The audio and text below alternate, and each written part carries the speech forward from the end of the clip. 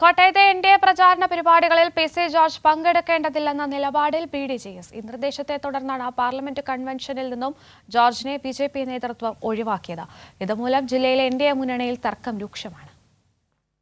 പത്തനംതിട്ടയിൽ സീറ്റ് കിട്ടാതെ വന്നതോടെയാണ് പി.സി. ജോർജ് തുഷാർ വെള്ളാപ്പള്ളിക്കെതിരെ രൂക്ഷ വിമർശനവുമായി രംഗത്ത് വന്നത്.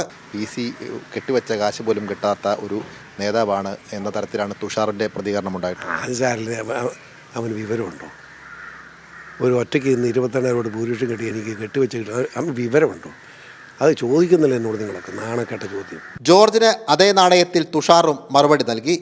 പി.സി. ജോർജിനെതിരെ പരാതി കൊടുത്തു എന്നൊക്കെയുള്ളൂ. ഞാൻ ആർക്കുമെതിരെ ഒരു പരാതിയും പറഞ്ഞിട്ടില്ല. മാത്രമല്ല അദ്ദേഹത്തിനെതിരെ പരാതി പറയേണ്ട കാര്യം എനിക്കില്ലല്ലോ. അദ്ദേഹത്തിൻ്റെ സ്വഭാവം നിങ്ങൾക്കൊക്കെ അറിയാവുന്നതാണ്. ഇത് അദ്ദേഹം തന്നെ സൃഷ്ടിക്കുന്നു, അദ്ദേഹം തന്നെ പറയുന്നു എന്നുള്ളതല്ലാതെ വേറെ ഞങ്ങൾക്ക് ആർക്കും ഇതിനെക്കുറിച്ച് ഒന്നും അറിവില്ല.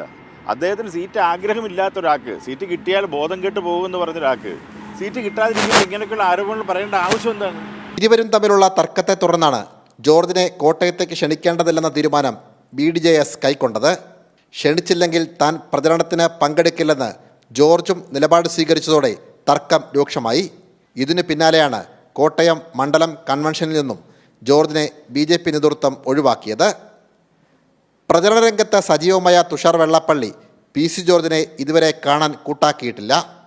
ജോർജിൻ്റെ സഹായം തനിക്ക് വേണ്ടെന്ന നിലപാടിലാണ് തുഷാർ.